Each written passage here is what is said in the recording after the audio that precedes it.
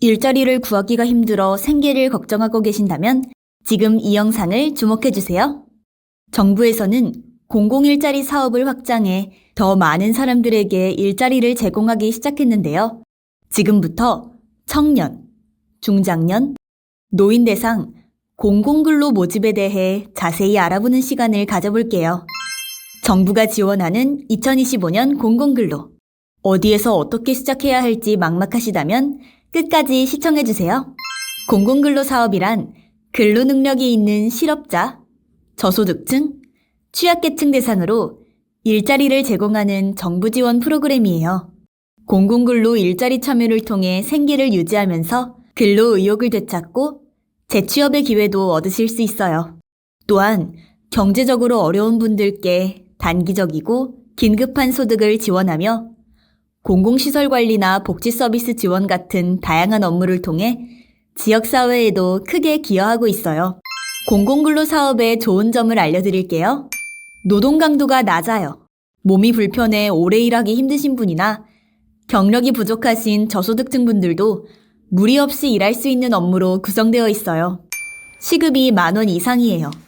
법정 최저시급을 준수하기 때문에 시간당 1030원의 시급을 받으면서 원하는 직무 경험을 쌓을 수 있어요. 4대 보험 가입과 주휴수당이 제공되기 때문에 안정적인 근로 환경을 통해 일상생활을 유지할 수 있어요. 월차가 보장돼요. 필요할 때 쉴 수 있는 권리가 보장되니 부담 없이 참여할 수 있답니다. 취준생 청년의 경우 취업 준비 중 부담 없는 시간제 근로를 통해 생활비를 마련할 수 있고 평소 경험하기 힘든 다양한 직무를 경험할 수 있는 기회를 제공받아요. 공공근로 참여 조건은 다음과 같아요. 우선 만 18세 이상 성인부터 신청 가능해요. 미성년자는 신청이 불가하니 참고 부탁드릴게요. 다음으로는 참여하고자 하는 지자체에 주민등록이 되어 있어야 해요. 예를 들어 제주도에서 근무를 하고 싶으시다면 거주지 등록 주소가 제주도로 되어 있으셔야 된답니다. 가구 소득이 기준 중위소득의 60에서 70% 이하여야 해요. 중위소득이란 소득을 낮은 순서에서 높은 순서로 줄을 세웠을 때 가운데에 위치한 가구의 소득을 말해요. 2025년 기준 중위소득 60%를 1인 가구로 예시를 들면 약 133만원, 2인 가구는 약 220만원, 3인 가구는 약 282만원, 4인 가구는 약 343만원이며 중위소득 70%일 경우 1인 가구 155만원, 2인 가구 257만원, 3인 가구 330만원, 4인 가구 401만원에 해당돼요. 정부는 기존 중위소득 60% 이하를 취약계층으로 보고 있으나 일부 지자체에서는 70% 이하까지도 가능하다고 하니 거주지 관할 지자체에 문의해 보시길 바랄게요. 재산이 4억 원 이하여야 돼요. 재산 조건이 4억 원을 넘을 경우 지원이 불가해요. 실업 상태여야 해요. 현재 직장을 다니고 있거나 다른 일자리 사업을 참여하는 중이라면 지원이 불가해요. 또한 실업 상태더라도 실업급여를 받고 있으면 참여할 수 없어요. 즉, 실업급여를 받지 않는 실업자여야 해요. 기초생활수급자도 공공근로 사업에 참여 가능해요. 하지만 주의하셔야 하실 점이 있어요. 기초생활수급자가 공공근로 사업에 참여한다면 소득이 잡히게 되어 기초생활수급 자격에 영향을 줄 수 있는데요. 이로 인해 수급 금액이 변동되거나 수급자 지위를 상실해 더 이상 혜택을 받지 못하실 수도 있어요. 개인의 상황에 따라 수급 자격과 근로시간의 차이가 있어 공공근로 참여를 원할 시 꼭 지역구 행정복지센터에 문의해 보시길 바라요. 대학 및 대학원 재학생이거나 공무원의 배우자 및 자녀는 참여가 불가능해요. 또한 동일 세대에 이미 공공근로 사업 참여자가 있거나 직전 단계 연속 2단계 참여자도 신청이 불가능하니 참고하시길 바랄게요. 공공근로 사업은 정보화 추진 사업, 공공시설 관리 사업, 서비스 지원 사업, 환경 정화 사업, 사회봉사 복지형, 인턴형, 소득보조형, 공공업무 지원형 등의 다양한 유형으로 나뉘며 지역마다 차이가 있는데요. 평균적으로 18세에서 40대 청년층의 경우 전반적으로 사무 기반 업무를 하게 되실 거예요. 주로 문서 정리, 자료 관리 등의 컴퓨터 활용 능력이 필요한 업무를 하게 되며 단순 인력 지원 혹은 도서 관리의 경우도 청년층을 우선적으로 선발한다고 해요. 40세에서 60세 중장년층의 경우 기술적인 부분보다는 누구나 수월하게 가능한 노동 강무의 업무를 하게 되실 텐데요. 서류 정리, 급식 보조, 환경 미화 등 다양한 업무에 배정된다고 해요.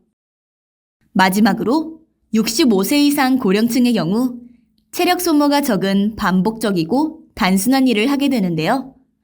공원 환경 정비, 공공시설 관리 등을 하게 된다고 해요. 근무 시간의 경우 참여자별로 조금씩 다른데요.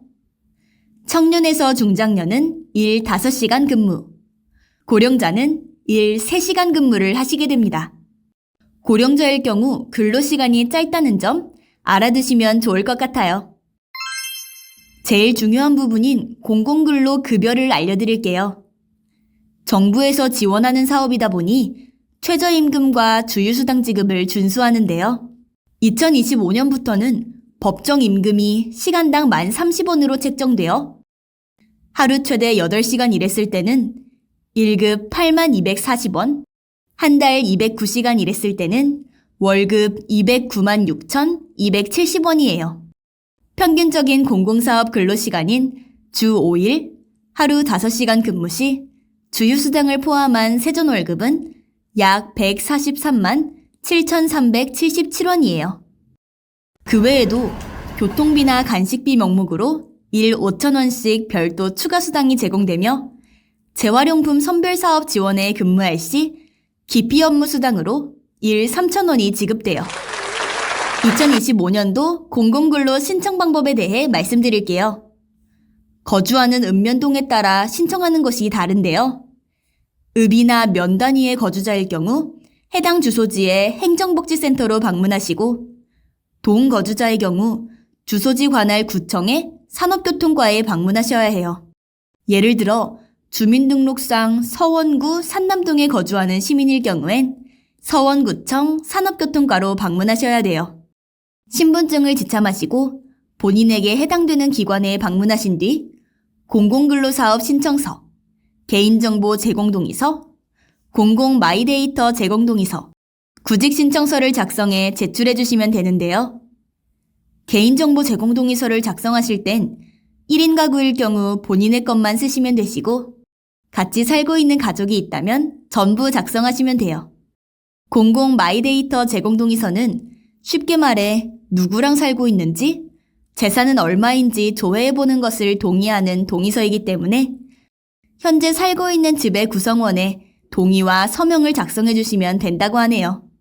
공공근로의 경우 취업을 못하고 있고 경제적으로 어려운 사람들을 지원하는 사업이다 보니 형식상 구직신청서를 제출하셔야 하는데요.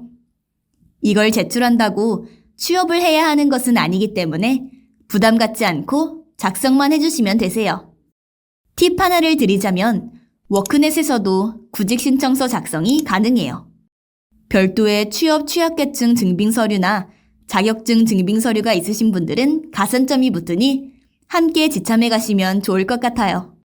신청서 및 제출 서류의 기재착오 및 누락 등으로 발생한 불이익은 참여자의 책임이니 제출 전 잘못 체크한 내용이나 오탈자가 있는지 한 번 더 확인해 보시길 바랄게요. 제출을 완료하시면 신청 조건에 대해서 검수가 들어가고 접수가 완료되시는데요. 선정 결과 통보를 기다려주시면 된답니다. 만일 공공근로에 합격하셨다면 합격 후 통장 사본과 일반 건강검진 결과서를 추가로 제출하셔야 하니 이 부분 유의해 두시면 좋을 것 같아요. 오늘은 이렇게 2025년 공공근로 사업에 대해 설명해 드렸는데요. 짧게 요약해 드리자면 공공근로 사업에 참여하시려면 만 18세 이상, 기준 중위소득의 60에서 70% 이하이면서 재산이 4억 원 이하여야 신청 가능해요. 제일 중요한 점은 실업급여를 받고 있지 않은 실업자여야 참여할 수 있다는 점. 기억해 주세요.